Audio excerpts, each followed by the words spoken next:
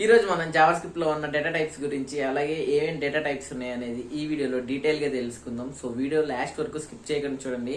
Video నచ్చినట్లయితే like చేయండి. JavaScript నేర్చుకుంటున్న మీ ఫ్రెండ్స్ అందరికి వీడియోని ఖచ్చితంగా షేర్ చేయండి. ప్లీజ్ సపోర్ట్ చేయండి. Without any delay let's get in to the video.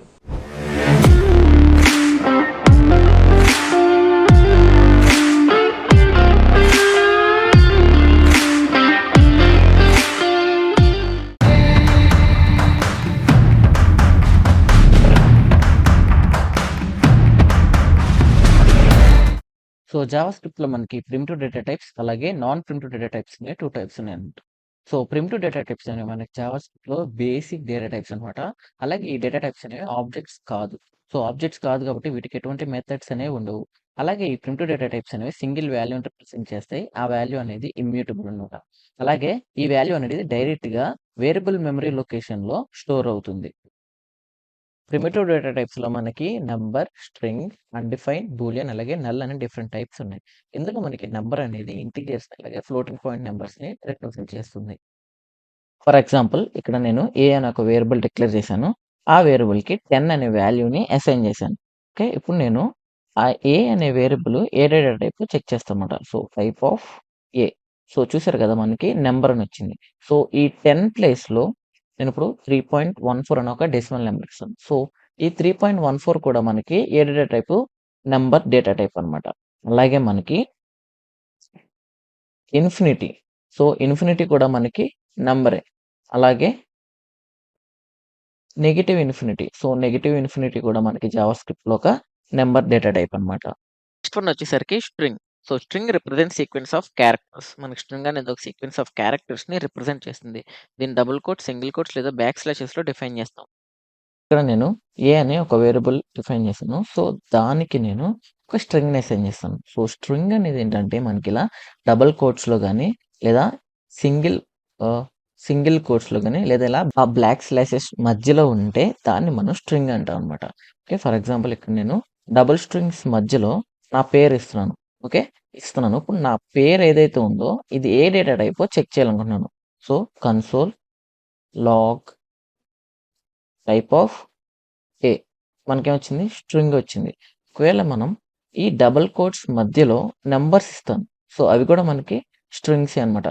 So ఇక్కడ నేను డబుల్ కోట్స్ కాదు, మనం సింగిల్ కోట్స్ లో ట్రై చేద్దాం. సో సింగిల్ కోట్స్ లో బాలాజీని ఇచ్చాను. సో ఇది కూడా మనకి ఒక స్ట్రింగ్ అన్నమాట. సో ఇలా సింగిల్ కోట్స్ కాకుండా బ్యాక్ స్లాష్ చేస్తాను. సో బ్యాక్ స్లాష్ లో కూడా మనకి స్ట్రింగే అన్నమాట. సో స్ట్రింగ్ ని మనం ఈ విధంగా జావాస్క్రిప్ట్ లో రిప్రజెంట్ చేస్తాం. నెక్స్ట్ వన్ వచ్చేసరికి అన్డిఫైన్. సో ఎప్పుడైనా మనకు వేరియబుల్ కి వాల్యూని అసైన్ చేయకపోతే అప్పుడు దానికి అన్డిఫైన్ అనేది అసైన్ అవుతుంది. ఇక్కడ నేను లెట్ ఏ అని ఒక వేరియబుల్ ని అసైన్ చేశాను. సో ఇక్కడ నేను ఈ ఏ అనే వేరియబుల్ ని కన్సోల్ చేసినట్లయితే మనకేమొచ్చింది? అన్డిఫైన్డ్ వచ్చింది. ఎందుకు? మనం ఎటువంటి వాల్యూ అనేది ఈ ఏ అనే వేరియబుల్ కి ఇనిషియలైజ్ చేయలేదు. అందుకే మనకి అన్డిఫైన్డ్ వచ్చింది అనమాట. సో ఎప్పుడైతే మనం ఒక వేరియబుల్ కి ఎటువంటి వాల్యూని ఇనిషియలైజ్ చేయమో అప్పుడు ఆ వేరియబుల్ యొక్క వాల్యూ అనేది అన్డిఫైన్డ్ ఉంటుంది అనమాట. సో నెక్స్ట్ వన్ వచ్చేసరికి బూలియన్. సో ఈ బూలియన్ అనేది ట్రూ ఆర్ ఫాల్స్ వాల్యూస్ ని రిప్రజెంట్ చేస్తుంది. సో ప్రిమిటివ్ డేటా టైప్స్ లో లాస్ట్ వన్ వచ్చేసరికి నల్. సో ఈ నల్ అనేది మనం ఏదన్నా ఒక వేరియబుల్ కి కావాలనే వాల్యూని అసైన్ చేయకూడదు అనే సిచ్యువేషన్ లో మనం ఈ నల్ ని యూస్ చేస్తాం అనమాట.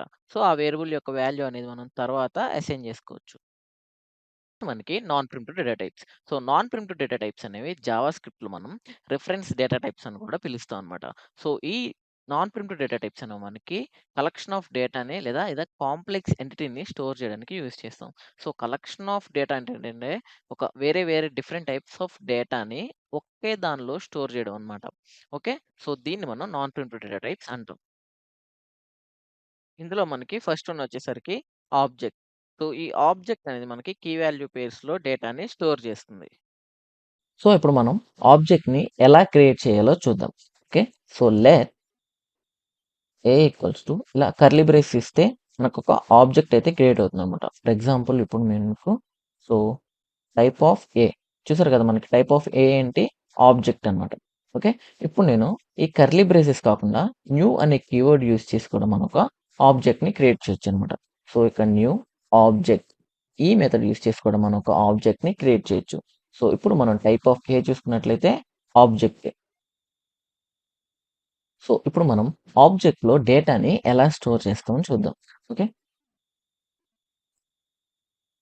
సో ఈ కర్లీ బ్రేసెస్‌లో నా నేమ్ ఇస్తున్నాను. ఓకే. అలాగే ఫర్ ఎగ్జాంపుల్ నంబర్ అనుకోండి. ఓకే. నంబర్ ఇస్తున్నాను. సో ఈ ఆబ్జెక్ట్ లోపల ఈ ఆబ్జెక్ట్ లోపల ఈ నేమ్ అని ఉంది కదా! సో ఇది కీ అన్నమాట. సో ఈ బాలాజీ అని ఉంది కదా! సో ఇది వాల్యూ. సో మనకి ఆబ్జెక్ట్‌లో డేటా అనేది కీ వాల్యూ పేస్‌లో స్టోర్ అవుతుందన్నమాట. ఓకేనా? ఇప్పుడు మనం ఈ ఆబ్జెక్ట్ అనేది మెమరీలో ఎలా స్టోర్ అవుతుందో తెలుసుకుందాం. సో ఫస్ట్ ఈ ఆబ్జెక్ట్ ఏదైతే ఉందో ఇది మెమరీలో స్టోర్ అయిపోతుందన్నమాట. ఓకే. సో ఈ ఆబ్జెక్ట్ యొక్క రిఫరెన్స్ ఏదైతే ఉందో ఆ రిఫరెన్స్ అనేది ఈ వేరియబుల్ ఏకి అసైన్ అవుతుంది. ఓకే. సో ఇప్పుడు నేను కన్సోల్ లాగ్ ఏం చేశాననుకోండి. సో ఇప్పుడు మనం ఏం కన్సోల్ చేస్తున్నామంటే ఈ ఆబ్జెక్ట్ యొక్క రిఫరెన్స్ ఏదైతే ఉందో దాన్ని కన్సోల్ చేస్తున్నాం. సో ఆ రిఫరెన్స్‌ని బేస్ చేసుకొని మనకిక్కడ ఆ ఆబ్జెక్ట్ అయితే వచ్చిందన్నమాట. ఓకే. ఫర్ ఎగ్జాంపుల్ ఇక్కడ నేను బి అని ఇంకొక వేరియబుల్‌ని డిక్లేర్ చేశాను. ఆ వేరియబుల్‌కి ఈ ఏని అసైన్ చేస్తున్నానన్నమాట. సో ఇక్కడ మనం ఏం చేస్తున్నామంటే ఈ బి అనే వేరియబుల్‌కి ఈ ఏ అనే ఆబ్జెక్ట్ రిఫరెన్స్‌ని అసైన్ చేస్తున్నామన్నమాట. సో ఈ ఏలో ఏముంది? ఈ ఆబ్జెక్ట్ యొక్క రిఫరెన్స్ ఉందన్నమాట. సో ఆ రిఫరెన్స్‌ని మనం ఈ వేరియబుల్ బికి అసైన్ చేస్తున్నాం. ఇప్పుడు నేను ఈ ఏ ప్లేస్‌లో బిని తీసుకుంటే మనకి సేమ్ ఏదైతే ఆబ్జెక్ట్ మనం క్రియేట్ చేసామో ఆ ఆబ్జెక్ట్ వస్తుందన్నమాట. ఎందుకంటే ఈ ఏ యొక్క రిఫరెన్స్ అలాగే ఈ బి యొక్క రిఫరెన్స్ అనేది సేమ్ అన్నమాట. ఓకే. ఇప్పుడు మనం ఈ బి యొక్క ఆబ్జెక్ట్‌లో ఎటువంటి చేంజెస్ చేసినా ఓకే. ఇక్కడ బి డాట్ నేమ్ అంటే నేను బి అనే ఆబ్జెక్ట్‌లో నేమ్ అనే కీ యొక్క వాల్యూ అనేది బాలాజీ నుంచి నేనేం చేంజ్ చేస్తానంటే ఫ్రెషర్ టెకీకి చేంజ్ చేస్తాను. సో చూసారు కదా! మనకిక్కడ నేమ్ అయితే చేంజ్ అయింది. ఇప్పుడు నేను ఏని కన్సోల్ చేస్తాను. ఇప్పుడు నేను ఏని కన్సోల్ చేస్తే ఏమొచ్చింది మనకి? ఇక్కడ కూడా మనకి నేమ్ యొక్క వాల్యూ అనేది ఫ్రెషర్ టెకీకి చేంజ్ అయింది బాలాజీ నుంచి. కానీ ఇక్కడ మీరు చూసుకున్నట్లయితే మనకి నేమ్ బాలాజీ అనే ఉంది. కానీ ఇక్కడ మనం కన్సోల్ చేసినప్పుడు నేమ్ ఏమొచ్చింది? ఫ్రెషర్ టెక్ వచ్చింది. ఎందుకంటే మనం ఇక్కడ ఈ బి యొక్క రిఫరెన్స్ అలాగే ఈ ఏ యొక్క రిఫరెన్స్ అనేది సేమ్ అన్నమాట. ఓకే. ఈ ఆబ్జెక్ట్ యొక్క మెమరీ రిఫరెన్స్ అనేది సేమ్. సో ఎప్పుడైతే మనం ఈ బిలో చేంజెస్ చేసామో ఆ చేంజెస్ అన్నీ ఈ ఏలో కూడా రిఫ్లెక్ట్ అవుతాయన్నమాట. ఓకేనా? సో లాస్ట్ వన్ వచ్చేసరికి ఎరే. సో ఎరేని మనం స్క్వేర్ బ్రాకెట్స్‌లో డిఫైన్ చేస్తాం. మల్టిపుల్ వాల్యూస్‌ని ఒక వేరియబుల్‌కి అసైన్ చేయడానికి మనం ఈ ఎరేని యూజ్ చేస్తాం అన్నమాట. సో ఈ ఎరేలో ఉన్న వాల్యూస్ అనేవి డిఫరెంట్ డేటా టైప్స్ అవ్వచ్చు.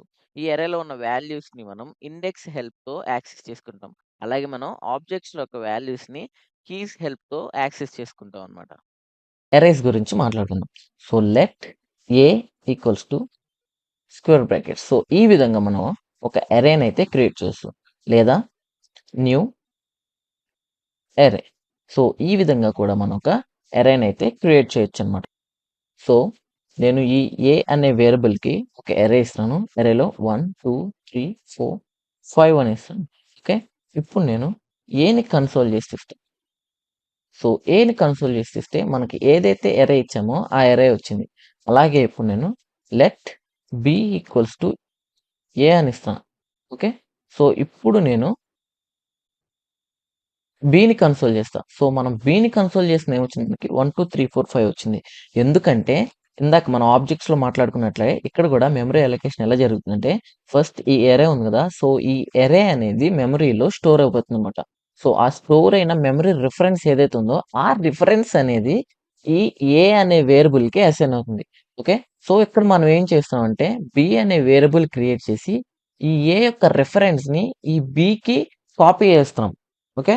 సో మనం ఎప్పుడైతే బిని కన్సోల్ చేస్తున్నామో మనకి ఈ ఆబ్జెక్ట్ యొక్క రిఫరెన్స్‌ని కన్సోల్ చేసినట్టనమాట. అందుకే మనకి ఈ ఆబ్జెక్ట్ అనేది కన్సోల్ అవుతుంది.